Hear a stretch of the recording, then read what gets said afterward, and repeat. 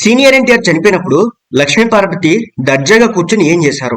ఇద్దరు పిల్లల ముద్దుల పోలీస్ సినిమాలో రాజేంద్ర ప్రసాద్ కు సెకండ్ హీరోయిన్ గా నటించిన ఒకప్పటి హీరోయిన్ పూజిత గుర్తుందా?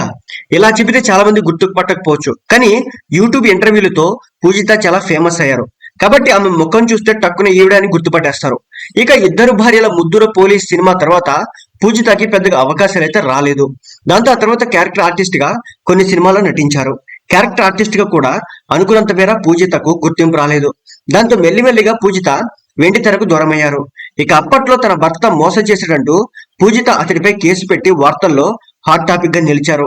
అంతేకాకుండా మరో ఐఏఎస్ అధికారిని కూడా పెళ్లి చేసుకున్నాడు అంటూ ఆరోపణలు చేశారు. ఇదిలా ఉంటే ఓ ఇంటర్వ్యూలో పూజిత ఎన్టీ రామారావు రెండో భార్య లక్ష్మీ పార్వతిపై సంచలన ఆరోపణలు చేశారు. దాంతో ప్రస్తుతం పూజిత చేసిన కామెంట్స్ వైరల్ అవుతున్నాయి. ఎన్టీఆర్ మరణించిన సమయంలో తాను చూసేందుకు వెళ్లానని చెప్పారు.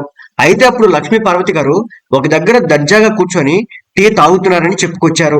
అయితే అదే సమయంలో అక్కడకు నరసింహారావు గారు రావడంతో లక్ష్మీ పార్వతి పడి పడి ఏడ్చేశారని ఆరోపించారు.